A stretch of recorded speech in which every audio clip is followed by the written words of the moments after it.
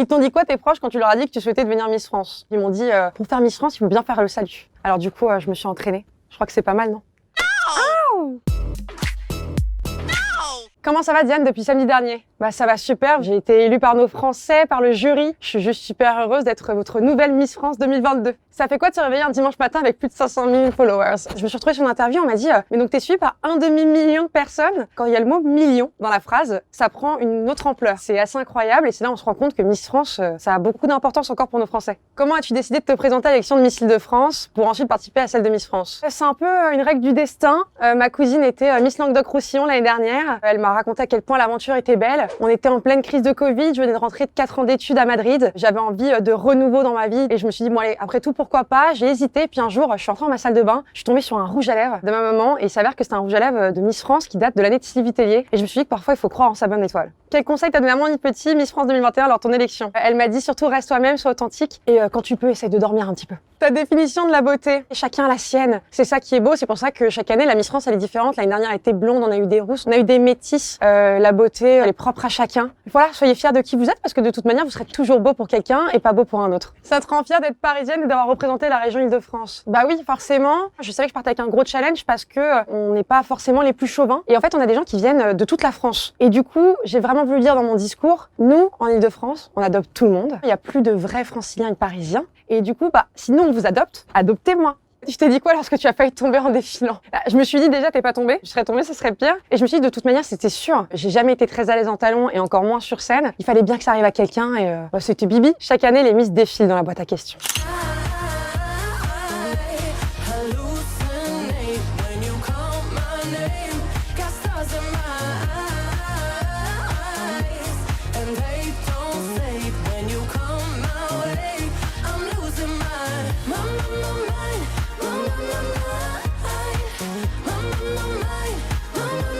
Cette année, c'est ton tour.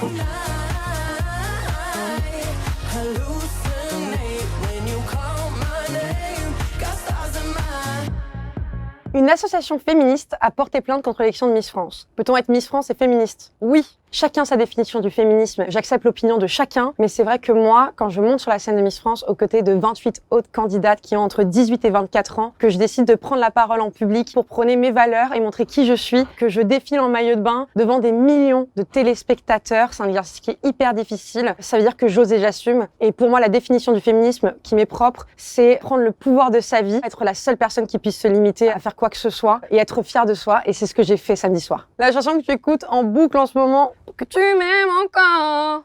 Pour que tu m'aimes encore. Céline Dion, la seule, l'unique. Ton ancienne Miss préférée? J'en ai 2. Amandine Petit, je l'adore. C'est une femme qui m'impressionne parce qu'en fait, quand elle rentre dans la salle, la dernière chose qu'on dit d'elle, c'est qu'elle est sublime et pourtant Dieu sait qu'elle l'est. En fait, avant ça, on dit qu'elle a une prestance incroyable, qu'elle a une éloquence de dingue. Et l'autre Miss France préférée, c'est Laurie Tillman. Elle dégage une énergie, mais c'est trop pour une personne. Je sais pas comment elle fait. J'ai l'impression qu'elle a 36 heures dans une journée, tant elle fait de choses. Elle a un sourire, on dirait qu'elle a beaucoup plus de dents que la norme. J'ai trop hâte de la rencontrer. La chose absolument à savoir sur Diane Lair, c'est que j'adore le PSG, je le soutiens à 100% et que du coup je suis hyper fière de revenir ici en disant que Paris est magique quand même. Le plus gros cliché sur les Parisiennes, que les Parisiennes elles font toujours la tête quoi. Depuis cette interview, je pense que j'ai souri, vous avez vu à peu près 57 de mes dents, quelque chose comme ça.